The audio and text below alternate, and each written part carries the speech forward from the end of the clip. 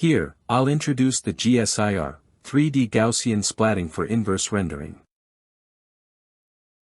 Inverse rendering is a long-standing task in computer graphics and computer vision. It aims to deduce some physical attributes of the target scene from multiple calibrated RGB images, which enables us to achieve advanced tasks, such as relighting and editing.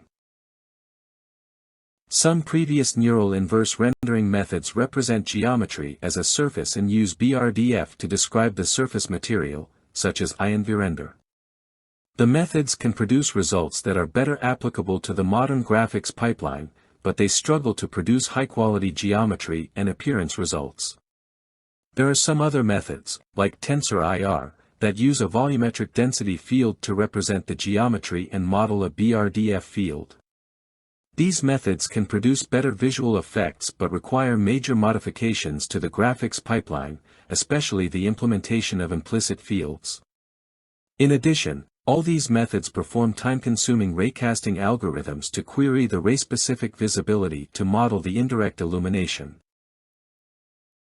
Inspired by the success of 3D-GS in real-time rendering and great performance, we are motivated to present a novel inverse rendering approach based on 3D-GS. In addition, 3D-GS uses fully explicit representation and forward mapping volume rendering technology, which makes it easy to embed into the modern graphics pipeline. However, in this way, we face some challenges. First, 3D-GS represents geometry as a set of anisotropic 3D Gaussians, which does not support producing plausible normal natively. In addition, different from the previous methods that use backward mapping volume rendering techniques, 3D-GS employs the forward mapping volume rendering technique and fails to query the ray-specific occlusion using ray tracing. Here is the overview of our Gsir. Gsir consists of 3 stages.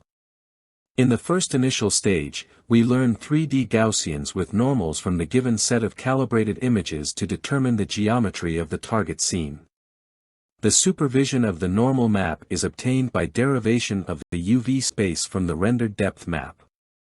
Next, in the baking stage, we regularly place occlusion volumes in a 3D space and utilize the forward mapping volume rendering technique to generate depth cube maps to calculate the spherical harmonics in each volume to represent the low-frequent occlusion information. In the final decomposition stage, we exploit the image reconstruction errors along with differentiable physical-based rendering to recover the environment map and the material properties of 3D Gaussians. The final inverse rendering results can be used for advanced tasks such as relighting. Each occlusion volume introduces spherical harmonics to cache occlusion in the baking stage and recover occlusion in the decomposition stage. In the baking stage, we set 6 cameras with FOV of 90 degrees and non-overlapping each other, and perform 6 render passes to obtain the depth cube map. Then we threshold the depth cube map, obtain an occlusion cube map, and store the principal components of occlusion into the occlusion volume's spherical harmonics coefficients. In the decomposition stage, to recover the ambient occlusion for the surface point, we first get the spherical harmonics coefficients of the surface point by conducting mass trilinear interpolation. Then we recover the ambient occlusion of the surface from the obtained spherical harmonics coefficients.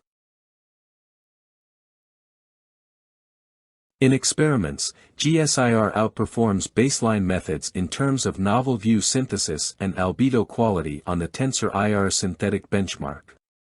Gsir also excels at optimizing runtime. Meanwhile, Gsir showcases remarkable performance on complex real unbounded scenes. In the novel view synthesis comparisons, Gsir even surpasses some NeRF variants dedicated to novel view synthesis. Our normal supervision is derived from the predicted depth map, thus the quality of the depth map is essential. The first table and the visualization illustrate that our proposed linear interpolation scheme effectively improves the normal quality and novel view synthesis results. The second table verifies that modeling indirect illumination benefits the novel view synthesis task. And the final table analyzes the efficacy of the smoothing terms in loss. Here is the visualization of the decomposition results of GSIR on both objects and scenes. Here is the visualization of the decomposition results and relighting results of GSIR on the Tensor IR synthetic benchmark. We also provide the visualization of decomposition results and relighting results of GSIR on the MIPNA-RF 360 benchmark.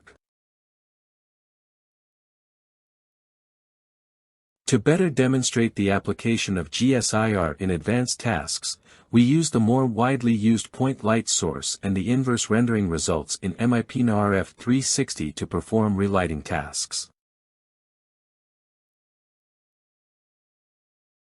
We further show the relighting results when the point light source moves.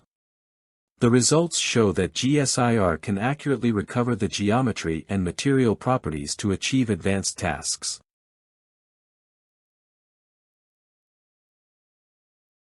That's all. Thank you.